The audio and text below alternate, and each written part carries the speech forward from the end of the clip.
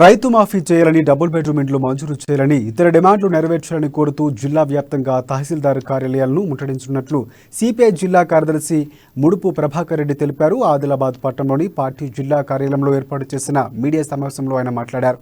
అర్హులైన వారికి పెన్షన్లు ఇవ్వాలని, దళిత బంధు, బీసీ బంధు, గిరిజన బంధు అమలు చేయాలని, ఈ నెల 21న నిరసన కార్యక్రమాలు చేపట్టాలని పిలుపునిచ్చారు.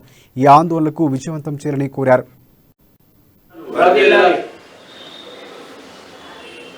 సిపిఐ ఈ నెల 21న ప్రజా సంవత్సరంపై జరిగే ధర్నాల్ని ప్రజా సంవత్సరం ధర్నా ఏంటండి ఇవ్వడం జరిగింది. 21న ఈ నెల ఎంఆర్ఓ కార్యాలయాలు మొత్తం ఆదిలాబాద్ జిల్లా వ్యాప్తంగా అన్ని ఎంఆర్ఓ కార్యాలయం ముందు ధర్నా పిలుపుకోవడం జరిగింది. ముఖ్యంగా రైతు రుణమాఫీ చేయాలని, పూర్తి ఒకేసారి మరి డబుల్ బెడ్రూమ్లు ఇవ్వాలని, అంటే అర్హత గల వారి 57 సంవత్సరాల వారికి అందరికి పెన్షన్లు ఇవ్వాలని, అలాగే ఈ దళిత బంధు, గిరిజన బంధు, బీసీ బంధు వెంటనే అమలు చేయాలని చెప్పేసి, ఆదివాసులకు పోడు భూములు ఇచ్చి ఆదుకోవాలని, మరి రేషన్ కార్డులు కూడా అనేక మందికి తెలంగాణ రాష్ట్ర ప్రభుత్వం వచ్చినాక ఈ రోజు వరకు ఇవ్వలేదు, ఇవ్వడం జరిగింది. 21న ఈ నెల ఎంఆర్ఓ కార్యాలయాలు మొత్తం ఆదిలాబాద్ జిల్లా వ్యాప్తంగా